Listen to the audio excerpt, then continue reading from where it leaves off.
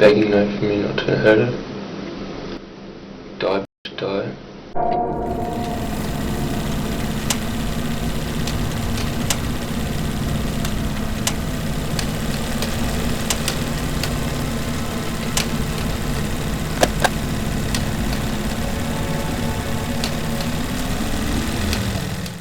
Studying or working abroad is supposed to be an exciting thing for someone's life.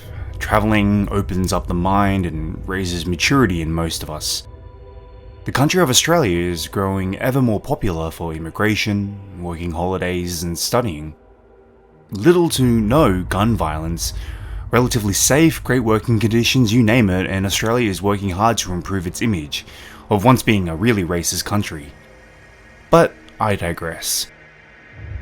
Brisbane, a town close to my heart as I spent most of my late teens and early 20s there and had a close relationship with many of the Korean community while I was living there, so it was all the more shocking to hear this event.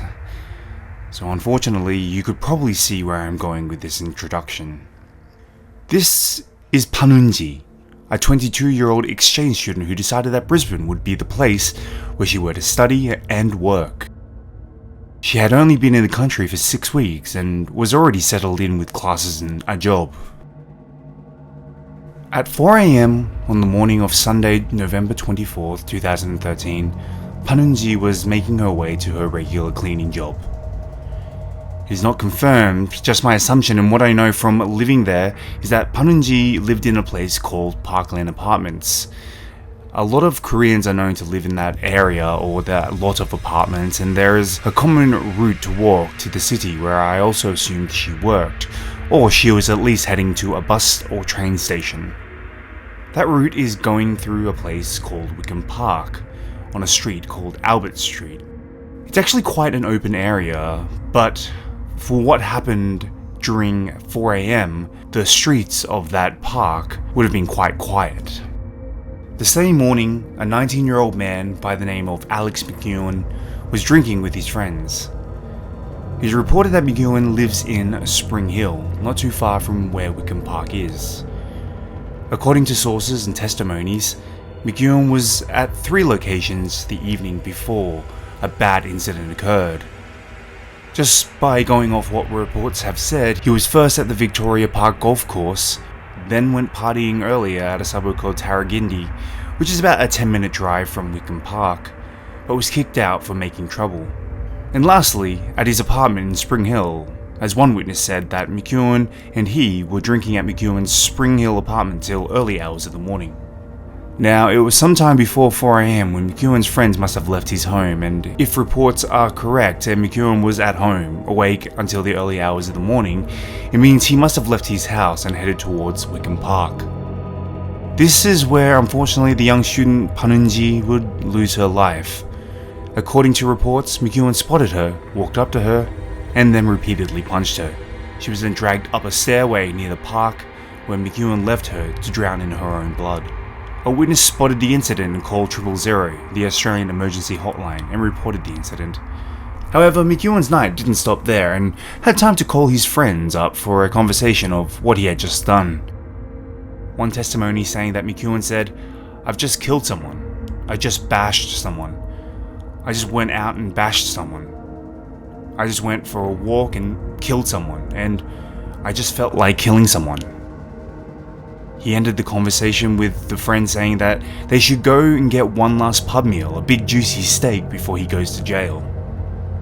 His friends called Crime Stoppers the following morning and reported the incident. McEwen was arrested not too long after. Now, according to friends, McEwen was not acting out of the ordinary the night of the murder. They said that it was very out of character for him to be violent and that he was never a bully, cruel, or in fact, he was just a nice guy. When McEwen went to court though, the defense tried to use insanity as the reason for his behavior and tried to get the sentence lowered to manslaughter. McEwen, I believe, put on the act and said to the court that he was troubled by a demon and felt like he was possessed. I mean, when all else fails, blame it on the supernatural, right? However, if you remember, he seemed to have a pretty sound mind when he called his friend to get a juicy steak one last time before he went to jail. Lawyer. That's why it's another reason I wanted to see her face. Describe for me what she looked like when you first saw her.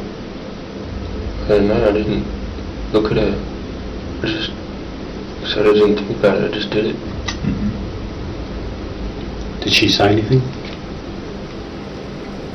No. But she didn't scream, she didn't have time to, it was just a begging no. So she was begging no. Yeah. Begging no for me not to hurt her. Die. Didn't have to walk this way.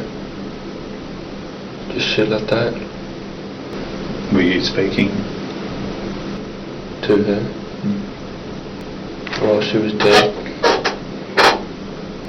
While I was bashing her.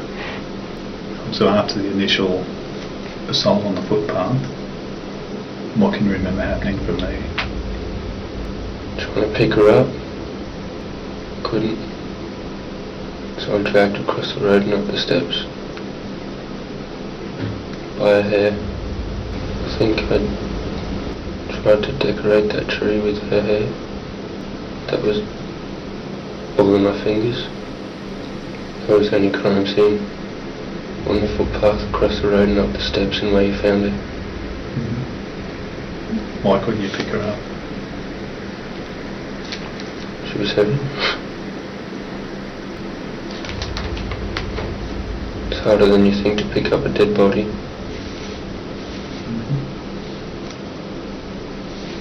The defense seemed like they were scraping the bottom of the barrel when it came to trying to reduce Mikuon's sentence, but it was of no use. Mikuon got 20 years to life with no possible parole before the 20 years is up. This case happened in 2013, making it only 9 years until he can apply for parole. Let's hope this so-called demon stays locked up for the rest of his life.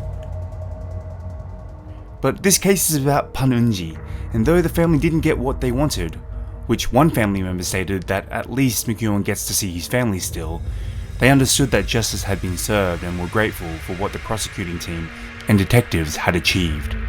There was a service for Ban Eun Ji, and a lot of the Korean community as well as a lot of citizens from Brisbane attended to commemorate the young girl who just wanted to experience life more.